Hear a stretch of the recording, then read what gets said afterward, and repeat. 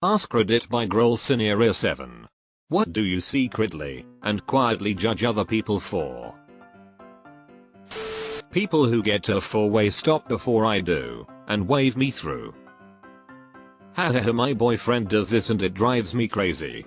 He said he finds four-way stops stressful and I tried to gently tell him that if he just goes when it's his turn it can be, in fact, very unstressful. Having a loud conversation on speakerphone in public. Them and people who listen to music without headphones should have to go to jail and pay for their stay out of pocket so they don't burden taxpayers with their fuckery. Drivers who ignore the wide white line in the left lane at intersections you are supposed to stop behind, so commercial vehicles have room to turn. Then they get mad when I am stuck halfway through my turn, waiting for them to back up. I'm just trying to do my job. OMG, yes. The line is there for a reason. People who think it's amusing to humiliate their own children. Edit. For those who survived this, our estranged adult kids is an excellent sub. Also our mom for Raminute and RA said been narcissists. You deserved better. Bro. Or terrify their own children. Like what is wrong with you? People who stand in the middle of the aisle at the grocery store, blocking the way for people to pass through. Same with people who stop one step inside the door, apparently thinking no one else will need to use that door. Not paying attention to their children while staring at their phone. Those who litter. Those who park like assholes. Those who treat retail employees badly. So on. I was so good at parking when I started driving last September, and I feel like without the constant support or someone to impress I'm terrible. I always park, get out and look, redo it, somehow it's worse, then fix it again. I'm a nightmare. Those people who think being mean is a funny or cool personality trait. I have no filter, sorry. Okay, that's called having no manners, dumbus. People who don't frickin' flush the toilet in a public washroom. I work in a gym and have to clean washrooms so I see it quite often. Or leave pee all over the seat. Playing things loudly on your phone in public places. It just reads room temp IQ. With the room temp being in E. People who don't clean up after their dogs. Also people who put the poop in a bag but leave the bag. When you have a dog in a really loud dive bar or at a concert. Bonus negative points if it's a tiny puppy. When I went to see Queens of the Stone Age back in December, there was a dude on the floor who had a dog in some kind of doggy carrier backpack. At a concert. I was just like, what the actual fuck?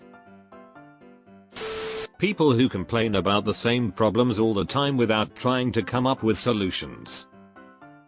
Teddy Roosevelt agrees with you, my friend. Complaining about a problem without proposing a solution is called whining.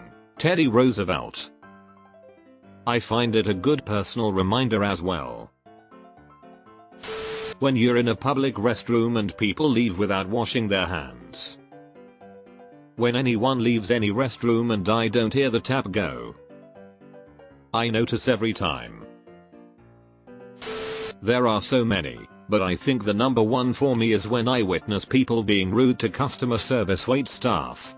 I immediately lose respect for people who treat service-oriented professionals poorly. A little grace goes a long way. I'm a waiter. Thank you. Because I am literally not able to stand up for myself if people are rude to me. Makes me feel better knowing other patrons have my back. Not putting their shopping cart back in the designated spot when they are done with it. Leaving it in a parking spot, or in the grass. People who don't catch the door after you've held it for them, provided they have nothing in their hands.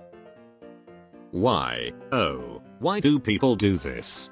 I'm trying to be polite and now I'm worried if I'll let it go. It'll slam into your heels. Treating service people, whether it be retail, restaurants, airport staff etc. poorly. People not using their turn signals. Seriously, not hard. It takes more energy for me to tell myself not to use it than it does to simply use it. My dad a few times called me an outright idiot for using my turn signal even though there was nobody around. Reality is, it's easier to make the turn signal a constant habit than to add a check for other drivers. Use turn signal accordingly to your driving. It's just pointless. You are not saving time, money or energy by not using the turn signal. I will admit though, I have forgotten to use it a few times. Simply had things on my mind and completely missed that I had taken a turn, but 98% of the time I do use the turn signal because I can't help it. People that get on loud video calls on the bus. Walking or standing in a way that impedes traffic. Slowly, into oncoming while inattentive, abreast in a group, lingering in doorways or in a walkway especially if there is room beside. See, any Costco. Deleted.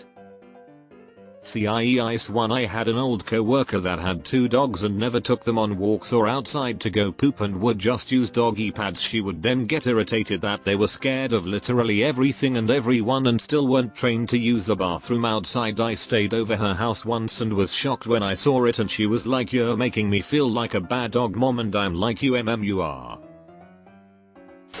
People who swear at their small kids and smoke around them.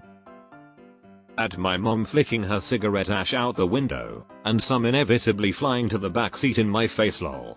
And the car seat, it's still hot and the AC hardly reaches the back of the car. I always wanted to grow up so bad and sit in the front. Resurfaced memories. Bad parenting or pet ownership.